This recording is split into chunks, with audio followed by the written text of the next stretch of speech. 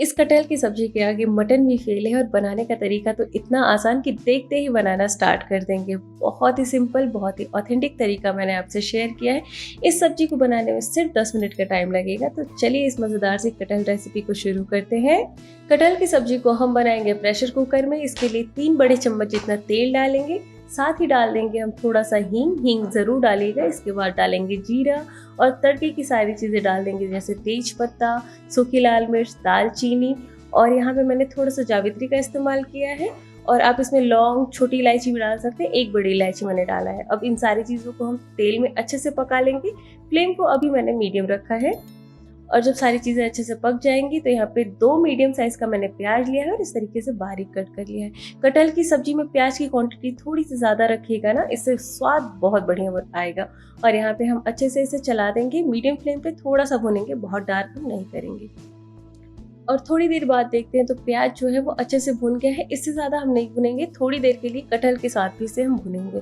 तो अब यहाँ पे अच्छे से चला दिया और डाल देंगे हम कटहल। यहाँ पे मैंने 500 ग्राम के जितना कटहल लिया है और इसे अच्छे से मैंने ऊपर का छिलका हटा दिया था और बीच में जो पोर्शन रहता है उससे भी कट कर दिया है। और पीसेस को मैंने थोड़ा सा बड़ा रखा है, आप चाहे तो छोटे पीसेस भी कर सकते हैं। प्याज के साथ हम 2 मिनट के लिए मीडियम फ्लेम पे इसे पकाएंगे।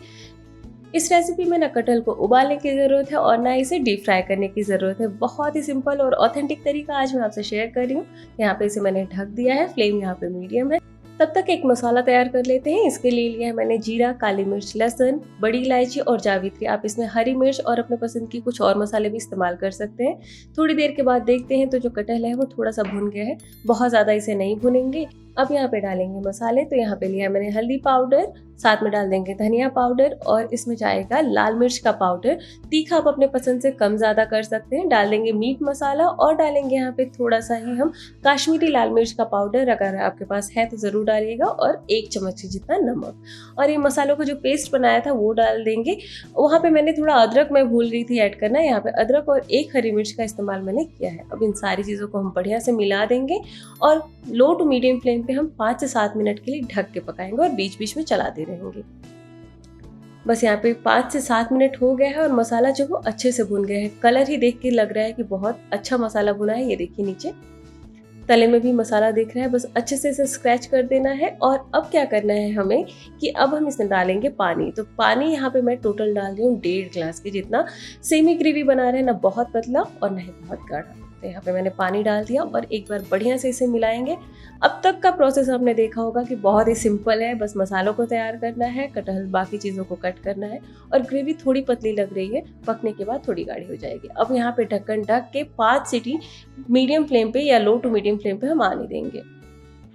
5 सीटी आ गई थी, कुकर अच्छे से ठंडा हुआ। फिर यहाँ पे मैं खोल रही हूँ और ये लीजिए, बहुत ही मज़ेदार मसाले वाली सब्जी बनके हमारी तैयार हो गई है। और मैं यहाँ पे दिखाऊंगी आपको कि कटहल भी बहुत अच्छे से पक गया है, इसकी भी टेंशन नहीं है, ना ओवर कुक हुआ है और ना ही अभी कच्चा है। तो एक कटहल का पीस ले लेते हैं और इसे चेक करके देखते हैं।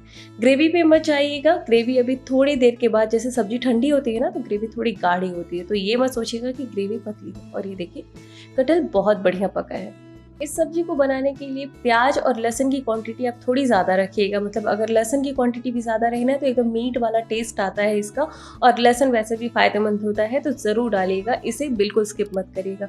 वीडियो में बताया गया किसी भी मसाले को स्किप नहीं करना है। इन सब के साथ बनाइए। 10 मिनट में बनने वाली इस मज़ेदार सी रेसिपी को आप ज़रूर ट्राई करिएगा और फीडबैक देना ना भूलिएगा कि आपको ये रेसिपी और ये मेथड कैसा लगा। दोस्तों, एक बहुत ही छोटी सी रिक्वेस्ट है कि अगर आपने मेरे चैनल को सब्सक्राइब नहीं किया है तो फटाफट से सब्सक्राइब करके बेल आइकन पे जरूर क्लिक करिएगा।